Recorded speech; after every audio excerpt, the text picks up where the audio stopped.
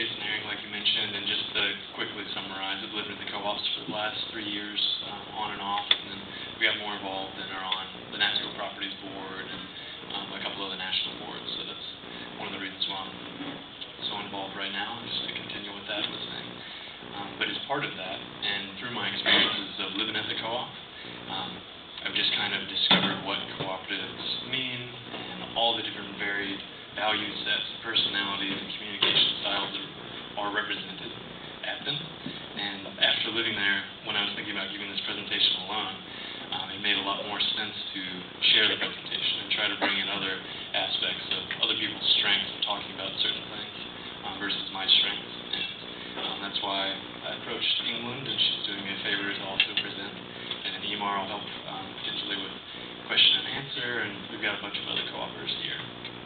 So with that, I'm going to turn it over to England for the first portion.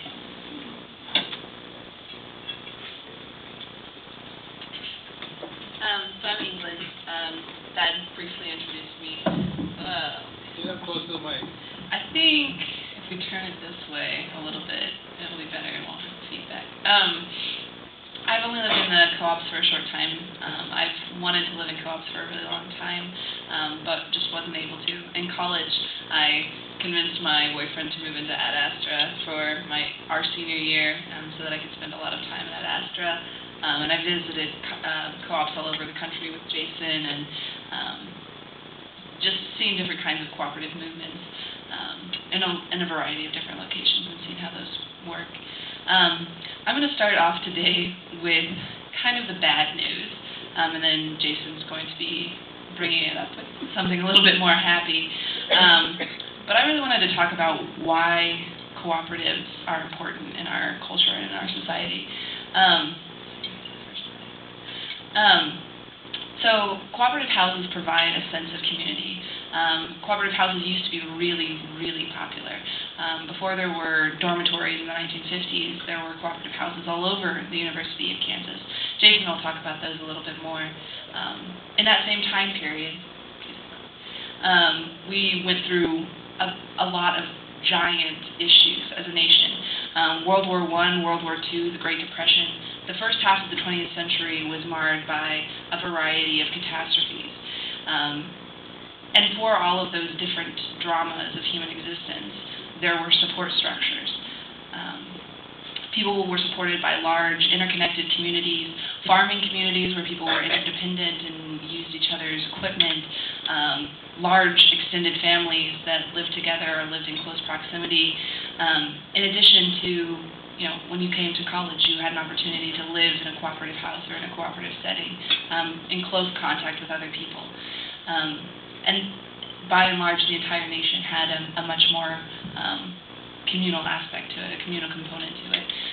Partially that has to do with, with that joint suffering, making sure that you had everyone getting rations in World War I and World War II, the Great Depression and the CCO and a variety of other group efforts. And then we come to our day and age. We've become more and more isolated. Reaganomics, with the rugged individualism, has really made us much more of an isolated population. A study that was done by the National Science Foundation in 2006 said a variety of things about human isolation in the United States, but a few of the quotes that I thought were most interesting were that 1/4 of Americans say that they have no one with whom they can discuss personal troubles, more than double the number who were similarly isolated in 1985. And that's only, a 20-year gap. And by 1985, there was already a large movement to this kind of isolation. The number of people who said that they counted on a neighbor or as a confidant dropped by more than half, from 19% to 8% in that same 20-year gap. I went with my friends the other day. I grew up in a small farm town, and I know my neighbors because I'm related to them all. But I went to the suburbs with one of my friends a few weekends ago, and I asked her who her neighbors were, and she was like, I don't know. And I was like, how long have you lived here? And she's like, I was born here. And I was like, we just have become very, very disconnected. the average house size, the difference between us and the people around us, from 1950s to 2000, were drastic. We over doubled in size of the average house for a single family, making more room for ourselves, more distance from ourselves, and even in the house, there's more room for distance from our families and from our loved ones. So, continuing in this comprehensive study, it says that, actually I just want to read this quote because I really like it, but the comprehensive new study points out the sobering picture of an increasingly fragmented America where intimate social ties, once seen as integral part of daily life and associated with a host of psychological and civic benefits, are shrinking or non-existent. Bad times far more people appear to suffer alone. And then I want to talk a little bit about today, our bad times. In the first part of the 21st century, we've gone through the Iraq War, the Afghanistan War, we were in the Great Recession. But this time, instead of having those ties and that social connection, most people are isolated and suffering alone. I was just going to say, and it's a little bit worse as well, because not only are we suffering from war, from other kinds of devastation, but we also have to deal with larger issues about our own survival, peak oil, climate change, and no one really to support us, and like the emotional struggle that all of these things take us through.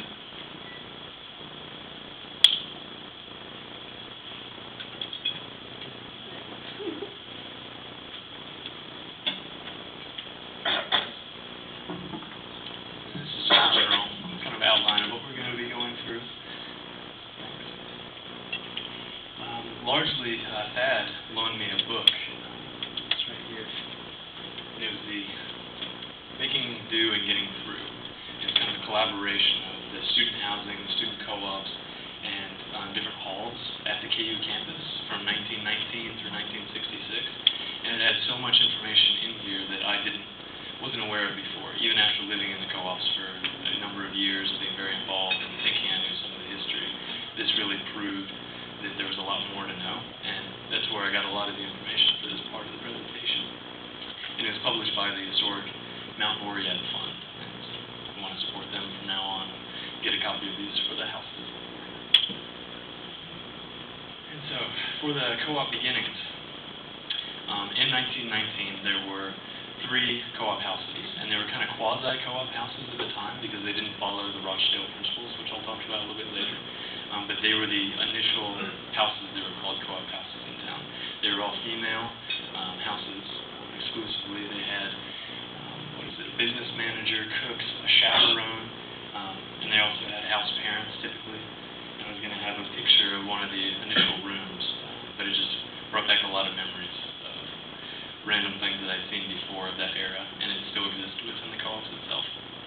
The entire 3 co-op system had about 45 to 50 members who lived there, not counting the house parents, and it was saved by 10 sororities who wanted this to happen after they had been living in sororities for a little while. They wanted to save the fund to buy these houses to create this alternative quasi-co-op kind of situation, and they saved the money and bought the houses, and those were the first ones that existed.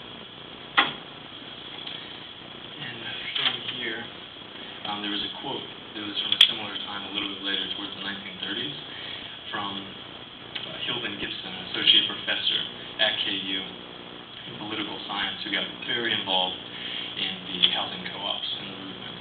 And I'll just read that quote to you really quick. I regard the campus cooperatives here at KU as among the most valuable adjuncts to university life. They have made it possible for some students to attend college who otherwise would not have been able to at all. And they have made it possible for many others to live on a more comfortable plane than would have been possible otherwise. I know of one boy who literally was living in a chicken coop before he moved into the co-op, no pun intended. And beyond these material values lie other equally important ones.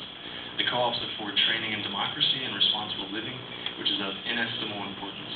Students living in them have not only the opportunity, but the necessity to make their own decisions and to learn how to govern their own lives in relation to one another. Perhaps the most important thing I can say is that I evaluate the campus co-ops so highly that I have given them as unsparingly of my time and energy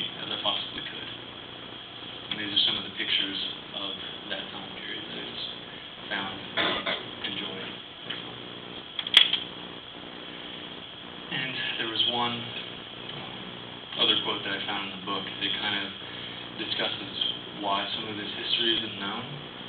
And it goes like this.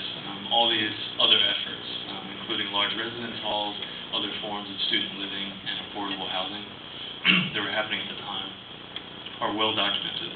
But the history of early housing units largely resides in the memories and forgotten notes of those occupying them. Thus, with sketchy records as a base, we began in 1939 with a glimpse at Jayhawk Co-op, 1614 Kentucky, one of the first co-ops that graced this campus community over the next 20 years. And at that property, the initial co-op was started as the Jayhawk Co-op. And it had several important members that will come up soon, including Luther Buckley and a few others. But it slowly transferred when it was formed in 1939. It disbanded in 1943. And there were several other groups that eventually moved back into it. The Coettes was another co-op group, an all-female group that had moved into the house after it disbanded. They'd stayed there for a year, and then different members that split to go into different houses. The John Moore Co-op, the Rock Chalk Co-op, that all existed in the same time period, came back. And during this whole time, the draft was happening. People were being called out of the country. People weren't coming back. And a lot of these co-ops, just the members started to either flee and hide or go to war. And it just led to more and more of a demise of the co-ops just because members were leaving and all the rest. So there's a lot of fluctuation. And it's one of the reasons why there's so few records on it. Because if people are leaving and taking those records with them, then they might have never come back. And it's just interesting to see what has been kept and then think about all the things that we both still never know just based off of that. And there was also the Hilden Gibson Co-op and the Rochdale Co-op Annex up until the period of like 1961. And then from that point, there was no organized group that lived there after that point until recently. And what I was talking about before for the quasi-co-ops versus this being the first official co-op of Lawrence, Kansas, is largely based around the Rochdale principles. This was the Jayhawk Co-op in 1614. Kentucky was the first one to incorporate the Rochdale principles into how they were living and how they operated as a house. And it was created as a set of ideas established by the Rochdale Society of Equitable Pioneers in 1844. And it was adopted by several international organizations at the time. And so it began the movement of co-ops in a large way, of having an organized set of values to go around. And I'll just read the base points to them. 1 is voluntary and open membership. 2 is democratic member control, so all things can be voted on. 3, member economic participation, where they contribute capital and then previously had gotten capital back from the business. 4, autonomy. 5, education, training, and information. 6, cooperation among cooperatives. And 7, confirm for the community. And these played a very important part in the Jayhawk Co-op and a majority of the co-ops after that, and still to today, all across the nation and in Canada and all over Europe as well. And because of these being so an important part of that first house especially, they tie together several other further elements that led to where our organization is now, and it's a very interesting history. But based off of those principles and that continued value set, there are other organizations that were created around the same time, including Uckshaw, which we'll talk about more in a second, the CLCC, which later became NASCO, and I'll talk about both of those organizations a little later too, the ICC up in Ann Arbor, Michigan, and others, especially international organizations. But instrumental to many of these developments was a person named Luther Buckley.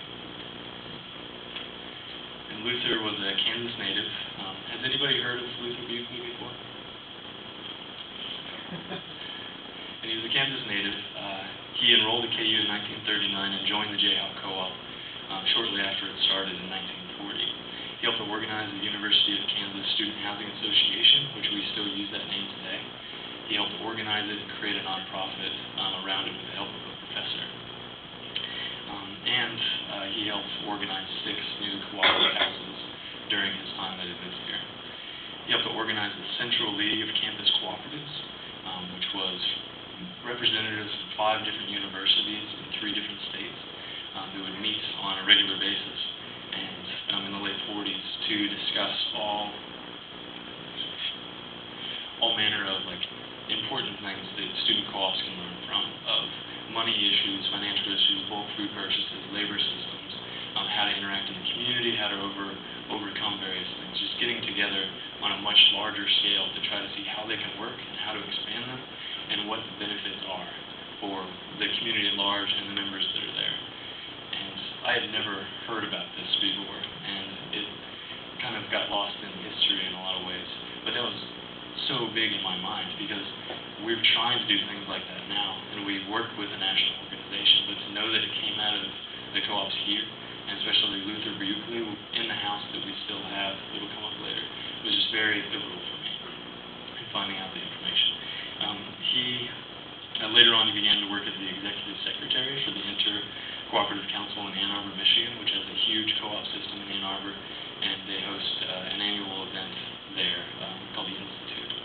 But he was there until began in 1951, and he was regarded as the father of student housing cooperative housing movements because the cooperatives he built served as a basis and just a general model for those at many of the universities and in Canada.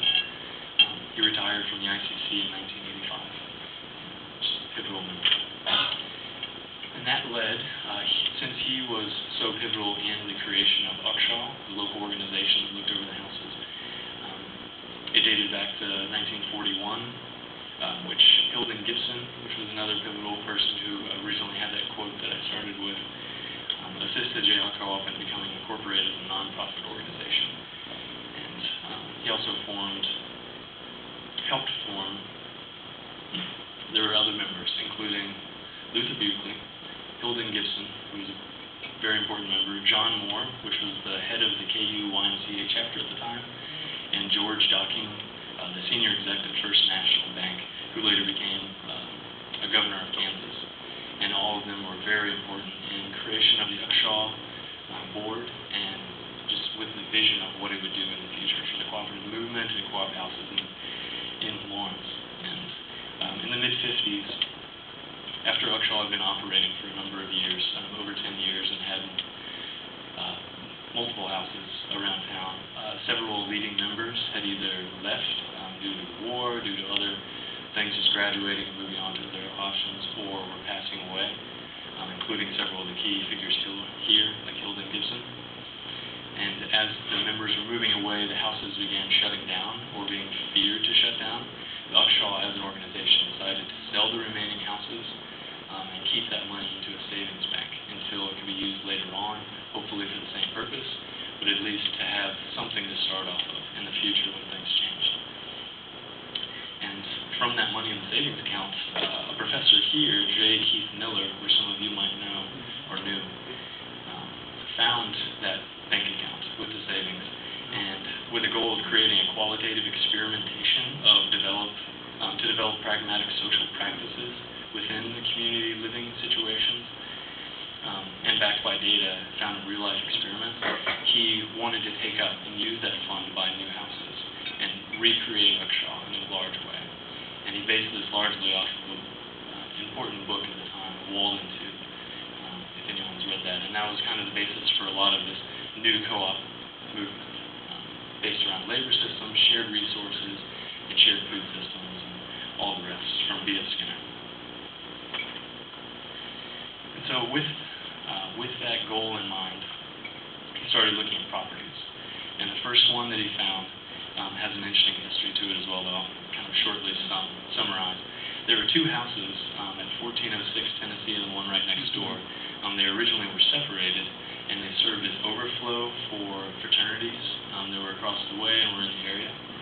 And I'm not sure how long they served as that function, but at some point they were then purchased, were attached and then purchased for the extended nursing home, or for the use of a nursing home at the time. And then it operated for a number of years like that, as 2 large attached buildings. And after that point, there were poor practices, and there was a lot of health concerns and other things that came up, and where they were forced to shut down, and the property was put onto the open market at a very cheap rate. And this all happened right about the time that he figured out that there was a savings account and that he could purchase something. And so with that, and his position as professor of human development and family life at KU, this was directly related to some research he wanted to do anyway. And this could be a real-life experiment house that could test some of these models and further the goal of, further the purpose of co-op living overall and communal living, just like Walden too. And so the result was the CIA house. And some people still remember that name from when it existed, because a lot of things happened over those few years when it was called that. It was the Campus Improvement Association is what he named it. And it was at 1406, the combined houses, and it opened in the fall of 1969. The house became a center for activism, but while enjoying some success, responsibilities were neglected more and more. It was largely based off of a labor system that he was testing out, whereas all based on the goodwill of the members to fulfill their labor based off of wanting to be an important part of the community and not putting direct money involvement and saying, if you don't do your chores, you have to pay money, or you have to do some other penalty or something along those lines. And so after that period of time, it started to fail. It was crumbling in a lot of ways, of just not having enough maintenance, and the labor system was breaking down. People were wanting to move out, and it was just an unsafe space. And as it was falling apart, after closing for a summer to reorganize, and from my understanding, he was taking that theory that he was testing out with the labor system and several other meeting systems, and then creating new research based off of what he found to start Sunflower House. The house reopened as Sunflower House by that name in the spring of 1972, and the new work sharing system and the new environment were successful and provided a really stable atmosphere, and the house flourished for a number of years. And one of the history sources I found said it flourished ever since, and that's not really true. Maybe it was up until that point, but it did have a successful run, and then started to go down, and it had several ways of being very productive, very co-op driven, where that idea set was still kept, the Rochdale principles, but then it would slowly fall back into either a party house or for other reasons that I'm not even sure of. It was beginning to fail. People tried to take it back over, and new members moved in and out, and it just went up and down for a long time. As part of that, I jumped a little bit. The rest of that story will come a little bit later. But so now Upshaw, as the same reincarnation that Keith Miller came to know and pass along to the next series of people, began a new period of expansion. And so once that was purchased, they also purchased the old Jayhawk Co-op at 1614 Kentucky, which was up for sale. Turned it into it had several names during that time period of 1614 Co-op and also Olive House, because it was colored olive at one point. The paint job looked like an olive. It's since changed, but we still call it Olive House. And that reopened in 1998. In October of 2005, a house was purchased from the university that was on Ohio Street and moved down the hill. And some people might remember that process too. It's definitely in the paper of moving an entire house from Ohio Street down to 1033 Kentucky into an empty plot that the organization purchased for this purpose and put on top of a basement. And part of the interesting aspect that's going to come up through this is the interconnection. Like Luther Buckley created Upshaw, and then he went on to create these large organizations that then led to very successful national and international organizations, including North American Students for Cooperation, which is NASCO. It's one of the largest systems that helps support and educate and help co-ops all across the United States and in Canada. And part of the funny thing about that is because he directly influenced that, the creation of that, through the house when he lived at Jayhawk Co-op. And then after it was successful in so many degrees and was helping other co-op systems, he created and coming back, as this system started to fail or needed help, NASCO helped this system out a lot, and NASCO properties in particular. And that, yeah, next slide. And so for NASCO, it is basically a co-op for co-ops. It's shared staff members for the co-ops that need it. They help with financing, they help with dealing with legal issues, with any kind of city staff. Shared books. They pool money so that you can have large maintenance projects when they need to, when it normally would cause a co-op to fail or to have a massive fundraising kind of initiative. They help them raise funds from all the rest of the collective of cooperatives that are part of NASCO to support each other in their time of need, and then pitch in money through dues and through going to this yearly thing called Institute to have that pool of money so they can support others. And like I discussed, ironically, this organization was the one that came to, when Sunflower House especially was failing and was going very bad. It was only had 2 working bathrooms out of the previous 6 at the time. Most of the people, it became very much so a drug house. There were several fires that almost burned down parts of the house that I heard about. And there was definitely a strong drug culture, party culture, and just very, very much so not following a majority of the co-op principles, and no one wanted to live there, except if it was very short term, and they usually ended up screwing over the house and just hurting the house and the people in them. And as part of this, NASCO Properties and Uxhaw started working on an arrangement for a renovation of Sunflower House. And this, in my opinion, was the saving grace in a lot of ways of this large pool of money from NASCO and NASCO Properties to help take the money that Uxhaw has, which was definitely not enough to renovate, and then share those together. And as part of the agreement, NASCO Properties now holds the title for the 3 houses, went through the entire renovation for Sunflower House, and then is continuing to be more involved to make sure that our system, from almost failing, continues to thrive and grow, and just be supported through their staff and through any kind of advice that they can give. And it's just been an amazing part of it, and I really agree with what happened. I became president of Uxhaw, the board, right during when renovation started, and I left the country to go to India. And when I came back, the renovation had ended, and we thought that everything was going to work out perfectly because the new house looked great, everything was up to code, everything was set for a revival of Sunflower House, and with it, since it was over 30 members and the other 2 houses are only 10 members, with the thriving of that house, the thriving of Uxhaw as a whole, and for us to be able to survive.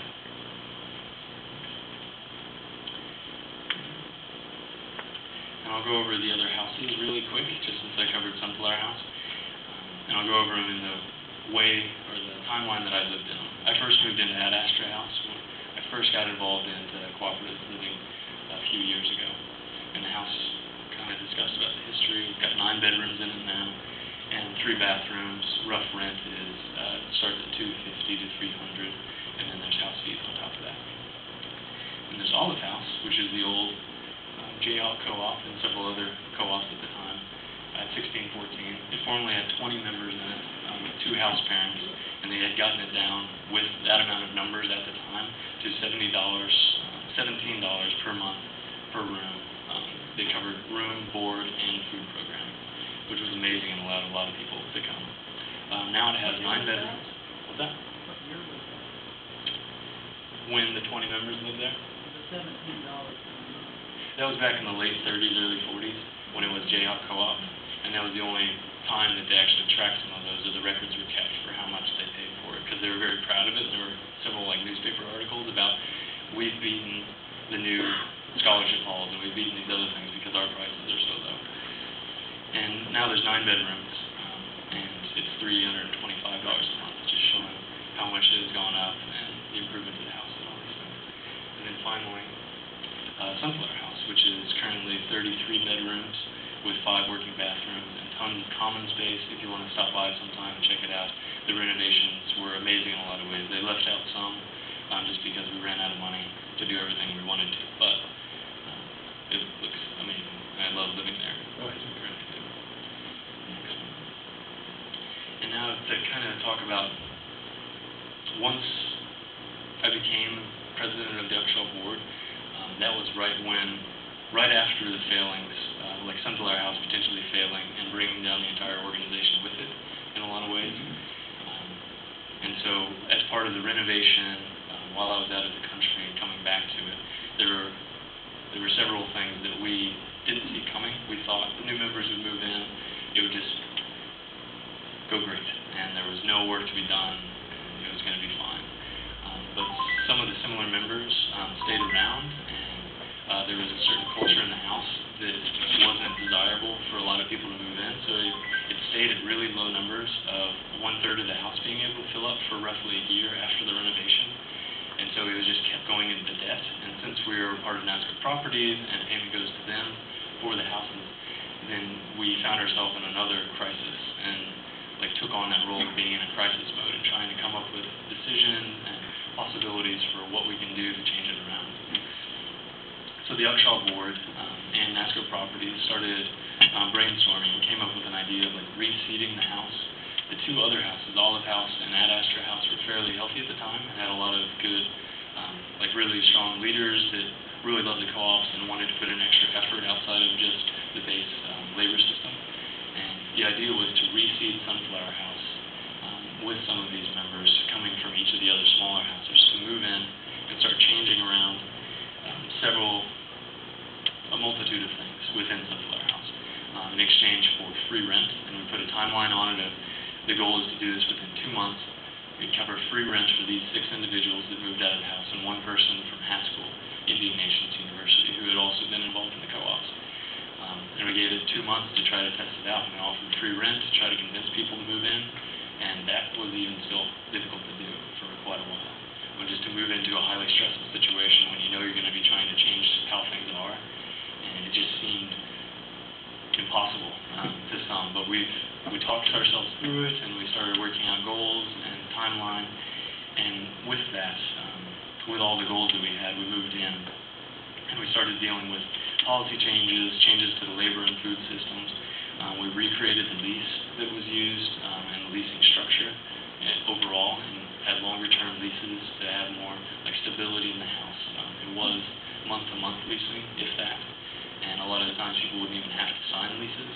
It wasn't really tracked very well, and if it was, then if somebody left, it wasn't a big deal.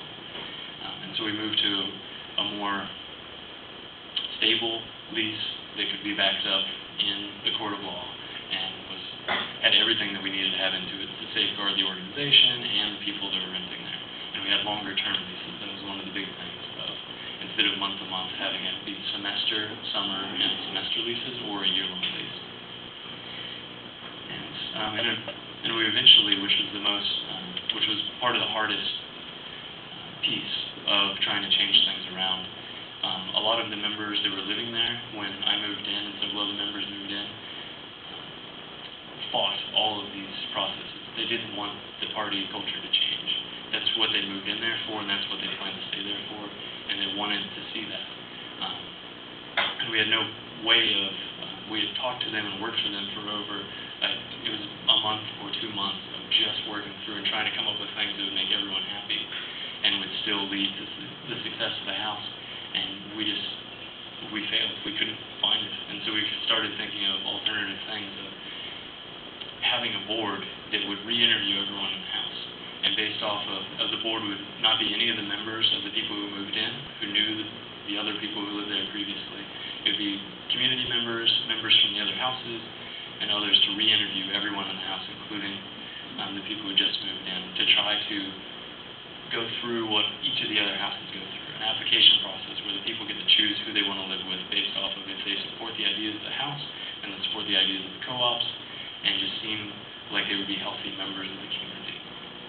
And as part of that, we were seen as colonizers at the time as well, from my remembering of it, because we essentially went in and tried to change the culture of the house forcibly, in the way of trying to kick people out eventually.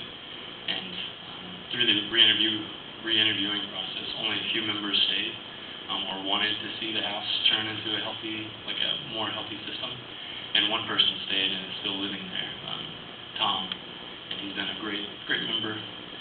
But the house, from my viewpoint, I think worked, and worked really great. It was failing, and after that point, after those 2 months, shortly after, within a couple more months, within that semester, we got to full occupancy, and a lot of healthy members moved in and started putting a lot of effort to retry all the systems and recreate even the labor system again to make it more efficient and start making a lot more changes. And then this year, which is we're halfway through it right now, the leasing cycle, was the first time that everyone in the house is on a year-long lease or signed a year-long lease at the end of last summer. And as far as I could tell, that's potentially never happened before at Sunflower House. It's always been shorter-term leases and all the rest. So in my mind, that was a big success and has led to what the co-ops are right now. So with this kind of success, or the healthy parts of the system, we now have a more functional board, the Elkshaw board, and more members that are excited and have the energy to put into the health of the system, to keep it sustainable, to keep it going. And the ideas have come up to expand, to try to expand to meet many things that England is discussing. I mean, these are hard times we're living in, and just our 3 co-ops with a maximum capacity of around 50 people is, in several of our opinions, not helping enough people and not teaching the principles that help us, as I've discovered, to live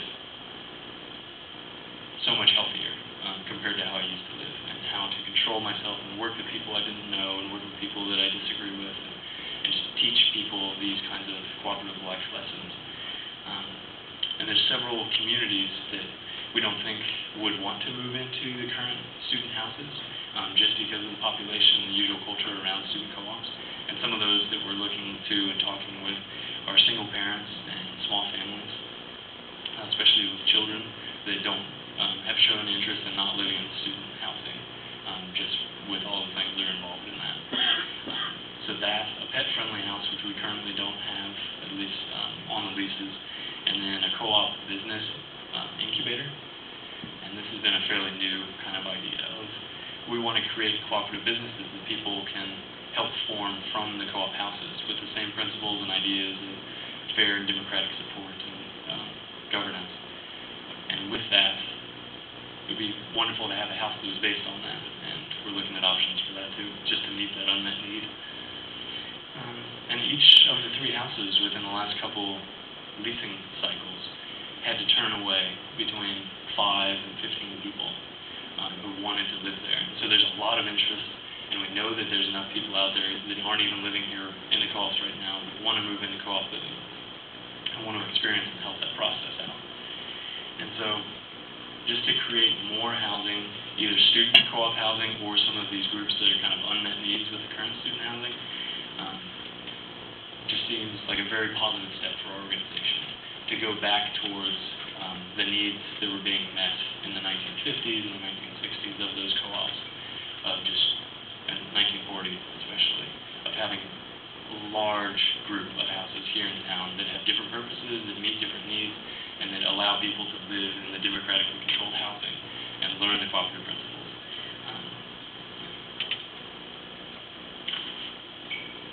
And this was, I thought I'd bring it up, there was an article that was in the paper that Thad also gave me, and this person was fairly influential within NASCO, within Uckshaw, and some of the members of Uckshaw, and just the cooperative movement overall. And we still think, I still believe that this has a lot of meaning to it, and he was right on at the time when he said this. And if you want to build peace within the community, within the world, start a co-op, and that could be a co-op house, a co-op business, so many different things, but just to teach the principles and to really start working together to create kind of a better future. And so we've been looking at several potential properties to try to do the expansion, because when we were thinking about expansion, you need to find properties, you need to find a landlord that's supportive of the idea, and hopefully it's an entire house that you can rent out and lease independently and have a cheaper rent so that people can actually afford it and meet lower income needs. And so with that, we're on a search for properties right now, and with the hope to expand. The most likely of which we've gotten furthest along in the process, are 2 houses on Indiana Street, which is right down the street over there, about 2 blocks away, at 1011 and 1017 Indiana. And there's a landlord that's very interested in working with us. We're going to be creating a lease here shortly to potentially take over both houses and start running them as co-ops.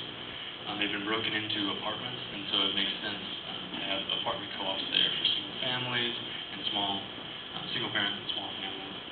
And the funny thing that we just discovered today is that one of those houses originally was Hopkins Hall, and it was a hall for students previously, and back in 1942 to 1955. And it's funny, we're starting to look from this book at all the properties that used to be co-ops, and it made sense that they were co-ops back then, so it still makes sense that they would be co-ops now, and now we just have to see if it's possible. And both of these houses really meet a lot of the needs, so we're really hoping for these to work out and moving forward to the next steps. And there's also one that's a little bit more challenging, and some of you might have heard of it. It's Cosmic Beauty School, or is known as the Homestead for a little while. Before that, it was Freeman's Furniture Store, and that one is on the intersection. 12th and Pennsylvania. Yeah, 12th and Pennsylvania on the corner. And there was a group that took over that house, bought the property. Two people that some of you know, Shannon Oread and then Nick Brown. And there's been multiple years now that they've tried to get something going. They've done some great work on it, but there's a huge issue with the house of it needs to be renovated. They can have 4 bedrooms right now, and it's fairly tight. There's more space for 3 to 4 other bedrooms, but there was fire damage, there's structural damage to the building that needs to be repaired, and the amount of money that it would take to do that, it just hasn't worked out yet. And after trying for so long, Shannon especially is interested in moving on to other things, and they're interested in selling the house, but we're not sure if, as an organization, we can afford it. And even if we could, the amount of work you would need to be in might be too big of a step as our first expansion project when we're just now becoming healthy and stable. And so we're looking at the options of it, but it's a little bit less likely for that one. And then one that we just toured the other day had a funny history to it as well. It's 1127 Ohio, and it's formerly one of the first quasi-co-ops that I had mentioned at the very beginning. In 1919, it was like the Lakota Co-op. And just because of that history of it being one of the initial co-ops in town, it makes it very tempting to try to work extra hard on this to see if it's possible. Right now, a group of people, or the owner, renovated it. It's a fantastic living space, very close to campus, but it's out of the price range of the majority of the people that we're looking at right now, unless we start sharing rooms and figuring out other details of it. But that's going to be the goal, just because it has such an interesting history. And if we can start taking back over the co-ops that used to exist, similar to how we did Yale Co-op, and it's now all of houses healthy and functioning, we could just pick and choose these old houses that served the purpose before and can serve it again in the future, and just plan on that and have high hopes around it. And so that's where we're at now, of looking into expansion. I'm no longer on the board, but I'm heading up kind of a subcommittee that is just looking into how can we expand, what are the details of it, how soon can we do it, and just deciding as a board on the healthiest way forward. We're still looking for more properties, and if anyone knows of any properties or a landlord that could be supportive, that would be great. But there's going to be a lot more things happening. We're looking to move into new houses in August and then continue expanding if it makes sense, until we think we're meeting enough needs and until we've gotten to the place where we can't handle that number, and then we'll figure out what to do. But that's the hope, and I'm very excited about it, and so many people are putting in a lot of energy for this purpose that I know we're going to succeed. That's about it. So, questions and answer, and then if y'all two wanted to come up, we could try to answer any questions we wanted to in kind of a cooperative way. Yeah, Paul. I was wondering, have you looked at any housing that is handicapped accessible? We actually have one member, Erica, who's looking into one of the ideas that's come out of it that doesn't have an organizing group that's formed yet, is to have a handicap accessible, like a full house that is all handicap accessible that's run as a co-op, where the people there can support themselves and support each other by using similar services that anyone and everyone would need. And we've found one property that Marston Francisco has a connection with, but we're not sure how, what the next steps are, because we don't have people that want to live in that space that have started organizing around it to help work out the logistics. But we have started looking into that because we realize that that's an unmet need. Yeah. I lived in the Cooperative Improvement Association house in the fall of 1971, and I find that the history that you have presented of what happened is a little slanted. In what direction? Well, I moved in there, I didn't know, well, if you might remember, there was attorney general running, Vern Miller, ran in 1970, one of his campaign promises that he was going to land with both feet in the hippie commune of Lawrence. Right. And he did a bunch of other spectacular things. Well, they went in sometime in 71. Well, he did have some raids in Lawrence for drugs, et cetera, early in 71. They went in that house. I don't know if they busted anyone or not. They tore up the house. They broke in the stud walls. They broke off the plaster. They broke up open heating and cooling ducts, heating ducts. They imagined that people were hiding drugs in the cavities of stud walls or something. And in that fall, when I lived there, they did have, I didn't even know when I moved in that this raid had happened sometime that year. And I don't know when it was ever empty. There were like only 15 or 16 people that lived there that fall instead of whatever, 30 or whatever capacity may have been. But so it probably wasn't working very well. And they did have 2 graduate students moving in from HDFL. I guess just observing, but there was no notion of that it was a co-op. There was no framework of anything going on, and then they just like took it over in December or so. I guess the 2 graduate students, one was apparently a manager, were just observing what was happening before with no history, no structure, or anything remaining from what happened at any other time, and then without any buy-on in for people that lived there, or any democratic process, they just instituted all this and political notion of Walden II type system, specifically, as opposed to some other types of co-op. It was a top-down operation that wasn't democratic, and I found some friends, some other people I recently met, or I knew one in high school, some other people to live in for the rest of 72 in another house in town. It was easy. Anyway. But it's so interesting just to know more of the history. Just the notion, all these characterizations of what the house was and wasn't, and I don't know. I don't know that it was ever. I knew a friend of mine was living there and he left because of the raid, the drug raid. And there's other stories about Vern Miller that are hilarious, but I don't want to talk about them now. Yeah, and I've only represented a small portion of the actual history, and so much of it I don't know and definitely haven't heard of, and it's always so interesting to hear actual stories. And I wish one of the things that we've created as an organization, now that we're healthy, is a wiki that would start storing a lot of these historical statements so that we don't have the same issues that we have now of so few records from those time periods. And it's amazing, and that was what happened with the research thing. It was similar to what we just did, because we came in and were testing different things out, and it was undemocratic in some ways. And I've heard similar things with that process on when they were trying to create like a research house and be completely hands-off and yet be very controlling and kick people out if they wanted to and all these steps. And so I'm happy to see that it's changed from that, but it does have that history to it as well. Have you looked at the history of communes and how that relates to co-ops? Because that's where I come from. Some of what you're talking about sounds like that. But at the same time, because it's associated with the university, I assume that a great deal of the failure has to do with the fact that there's so much transient movement going on.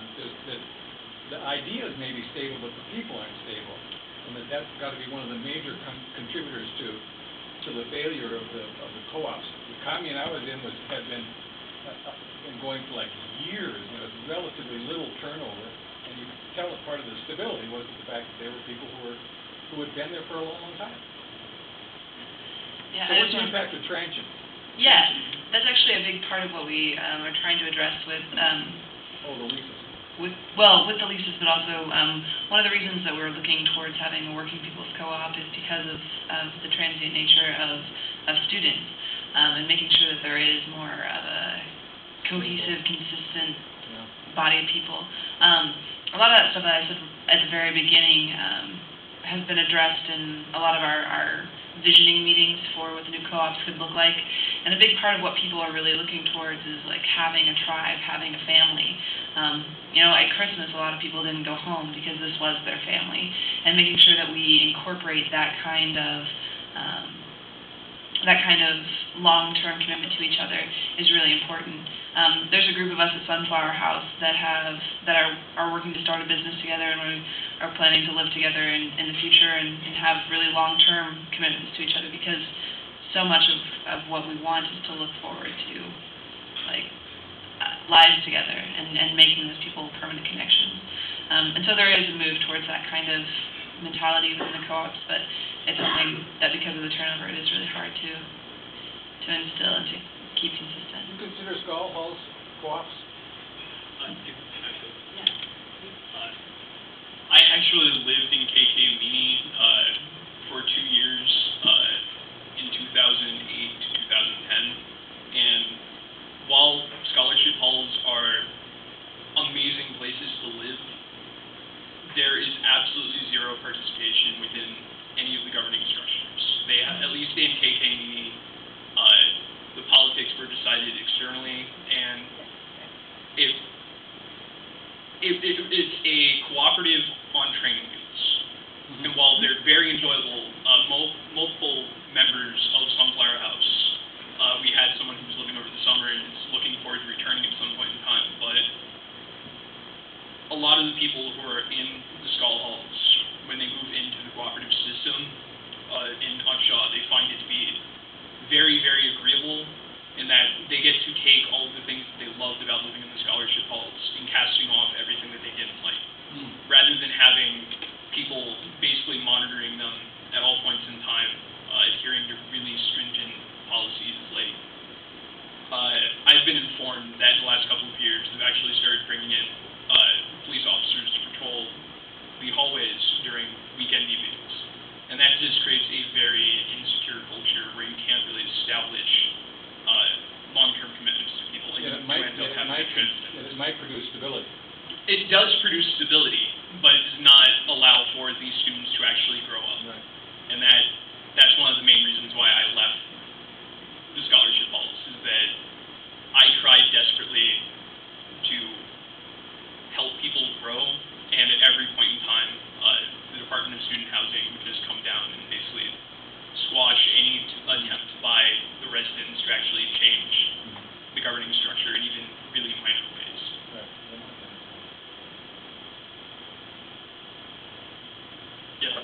When I was at the University of Wisconsin many years ago in Madison, I lived in a co-op, a women's co-op, and we rented the basement to an eating co-op. And at that time, there were many GI soldiers coming back from the war, and it was the cheapest place in town to get their meals. And a lot of them had experience cooking, and it ran very successfully for many years. I met my husband there. It was also very much international. There were people there from all over the world, and it worked beautifully for a long time. All the time I was there, we washed pots together. Pots. Right now at Sunflower House, we're offering 4 communal meals a week in which guests can be brought in. They'll pay $3 and they receive all of the meals. I personally have a different philosophy on how I think that our food program should be run, and that I do believe that we could bring down that cost drastically by creating simpler meals and in larger quantities to make it the cheapest place to get a hot meal in the community. And I think that would allow for a lot of integration of not only all of the non-Upshaw cooperatives, because there are a few, including the Oread Street Commons, Quantinia, and Cosmic Beauty School. bring down the cost from $3 a meal to, you know, $1 or $1.50 a meal, we would be able to produce more food at a cheaper rate and really build those connections that when I'm looking back in my life, I can say, I remember those days, and I met so many awesome people that I formed lifelong connections with. Is that a central objective of co-ops to create an economically feasible option for people who can't afford all the other things that universities provide? Is that a core purpose? Cheap living? In an informal core purpose, one of the primary reasons that the housing cooperatives, particularly in Lawrence, did develop was because of the Depression and either being able to work less so that they could go to school more. And that is a philosophy that, as an economically disadvantaged person, I find to be immensely valuable to allowing social mobility to actually take place. And for that living situation, allowing a building of a skill set that is applicable in every aspect of your life. We have people who are coming in with zero knowledge of any form of business operations or house maintenance. And if they want to fulfill the American dream at some point of their life of owning their own house and taking care of their own economic affairs, they're not being equipped with those skill sets in their upraising and in the dominant culture. I hate to interrupt just because we have a time commitment. You all can stay though for a while. So if any of you want to stay. Thank you. Great. Well done, guys. Well done. Also, Douglas, I discovered not more than an hour ago that the Spencer Research Library actually has the personal papers, like his entire collection. Well, she had something to say. J. Keith Miller. Is he still alive? No, he passed away in 2005. That's neat. Interesting. So you guys have just really dug up a lot of history. I mean, you're just starting to get at it. Yeah, that's neat. They also contain the Spencer Research Library also has the personal papers of Luther Buckley, and so there is this large gap in the history of cooperatives in Lawrence that I believe that both of these collections will illuminate. Who's going to write that? Imar. I did graduate with a history degree. There you go. Yeah. Just volunteer. Thank you. Great. Thanks, everyone.